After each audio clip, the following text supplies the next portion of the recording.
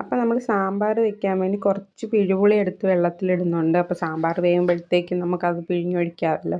പിന്നെ മീൻ കറിക്കായിട്ട് നമ്മൾ വടക്കംപുളി, തോട്ടുപുളിയെന്നും വടക്കംപുളിയെന്നൊക്കെ ഞങ്ങളുടെ നാട്ടിൽ പറയുന്നത്.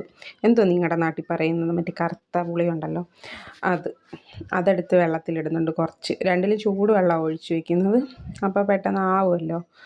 അപ്പോൾ അതൊഴിച്ചൊരു സൈഡിലോട്ട് വയ്ക്കുന്നുണ്ട്. എന്നിട്ട് കറിക്ക് അരയ്ക്കാമെന്ന് പറഞ്ഞ് എടുക്കുന്നത്. കറിക്ക് അരയ്ക്കാൻ എന്ത് സാധാരണ തേങ്ങയിട്ട് മല്ലിപ്പൊടി, മുളക് പൊടി, മഞ്ഞൾപ്പൊടി, പിന്നെ കുറച്ച് ഉലുവയും കൂടി ഇടുന്നുണ്ട്. എൻ്റെ ഈ ഉലുവ പൊടി ഇല്ലായിരുന്നു, അപ്പോൾ കുറച്ച് ഉലുവയും കൂടി ഇടുന്നുണ്ട്. ഉലുവ തോനെ ഇടരുത്, എന്താണെന്ന് വെച്ചാൽ കയ്പ്പാവുമല്ലോ. അപ്പോൾ കുറച്ച് ഉലുവ കൂടെ. പക്ഷെ ഉലുവ ഇട്ടാൽ നല്ല ടേസ്റ്റാണ് കേട്ടോ, നല്ലൊരു മണമുണ്ട് അതിൻ്റെ.